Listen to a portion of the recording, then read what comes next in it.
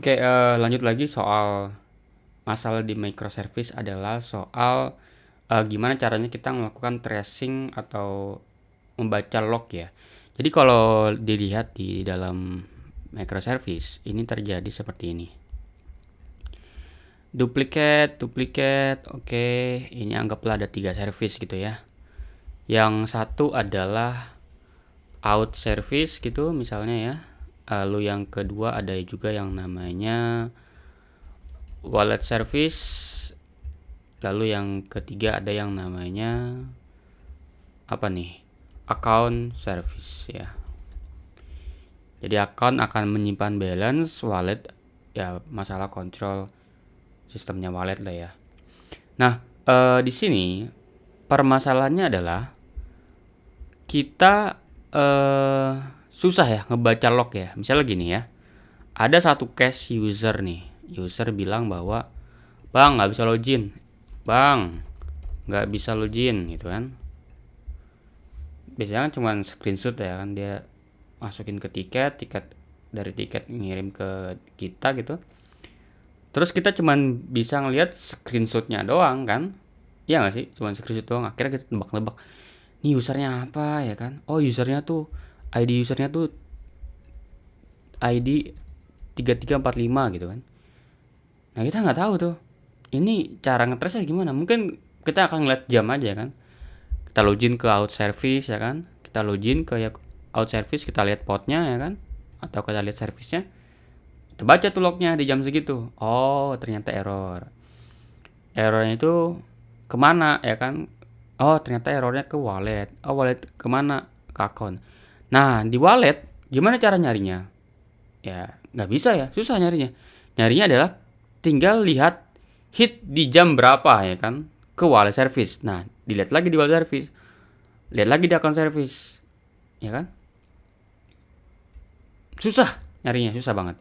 Jadi ketika di wallet service kita akan kesusahan nyari lognya yang mana. Di akun service juga kan susah nyari lognya di mana. Oke, solusinya gimana? Biar kita nggak capek-capek buka-buka tiga-tiga ini ya kan? Males banget kan kita harus buka pot ini, buka pot ini, buka pot ini. Adalah kita bisa pakai yang namanya centralized log ya, log yang terpusat. Nah ini.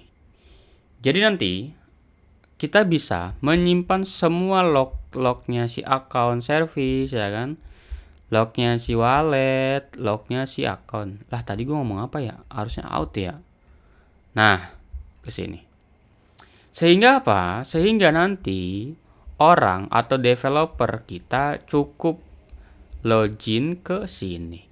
Gak perlu kita kasih akses ke server buat ngecek log di tiap-tiap ini gitu kan. Bahaya juga kan. Yang penting dia punya akses ke log aja.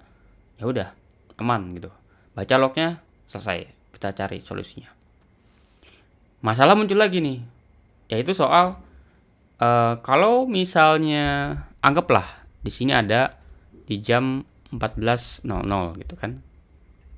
Di sini juga ada di jam 13.0 atau 59 gitu. Lalu di sini ada yang namanya 14.01 gitu. Jadi out service nge-call wallet service di jam 14.00, lalu wallet service meng-call account service di jam 14.01. Gampang tinggal nyari kayak gini? Enggak gitu.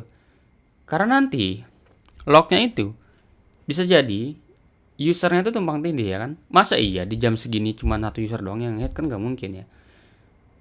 Bisa jadi ada puluhan user yang sama, yang berbeda itu menghit di jam yang sama. Susah kan nyarinya, kita akhirnya lognya. Nah, oleh karena itu kita bisa menggunakan satu ID yang sama ya di tiap-tiap ini. Caranya adalah kita menempelkan satu ID di tiap-tiap kita nge-call. Ini kita bisa pakai yang namanya trace pen ya, trace pen atau trace ID.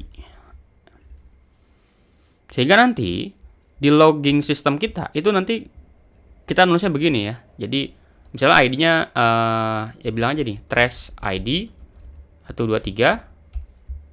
Kalau nulis log ya kan, Di out service juga sama, di wallet service sama, di account service juga sama. Nanti Trust ID-nya akan sama semua. Duplicate. Nah ini akan sama, di sini juga akan sama, dan di sini juga akan sama. Oke. Lalu nanti di sentralnya duplicate aja. Kita di sentral ini, di central lock tuh yang mana dia? Ini ya. Di central locknya atau lock terpusatnya, tinggal kita cari aja. ID 123. Selesai dah. Kita baca tuh, oh ternyata dari out service nge-call-nya wallet service toh.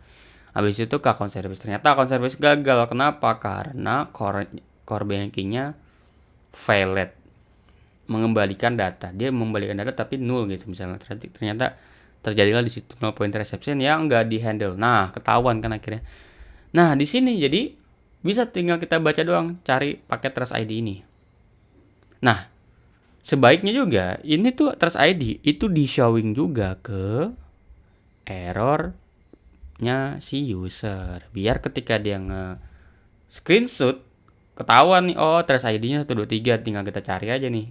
123 itu kenapa? Jadi kita nggak pusing-pusing, wah ini jam berapa Pak nge-screenshotnya? Atau nebak-nebak berdasarkan screenshot itu. Pas dilihat screenshotnya, oh jam 13.59. Berarti kita cari nih log jam 13.59. Kan susah ya. Dan gak semua orang di jam segitu error kan. Udah gitu kan kita juga log, kalau kita nulis log kan biasanya ya udah cuma bilang apa gitu, terjadi apa. Jarang kan kita ngisi user ID terjadi error gitu di user ID ini. Habis itu di sini wallet service ID di-hit oleh user ID 1234. Nah, itu enggak. Tapi kadang bisa juga digolong, kita bisa ngelakukan logging konteksnya dia ya. Nah, jadi ini adalah solusi untuk masalah tercampur aduknya logging dan tracing ya. Ini juga bisa kok. Ada sistemnya namanya adalah kita bisa pakai Zipkin untuk ngelihat ini dari out service nge-call-nya kemana, dari wallet nge-call-nya kemana. Nanti ketahuan tuh si template-nya. Oke, mungkin itu aja. Thank you semuanya.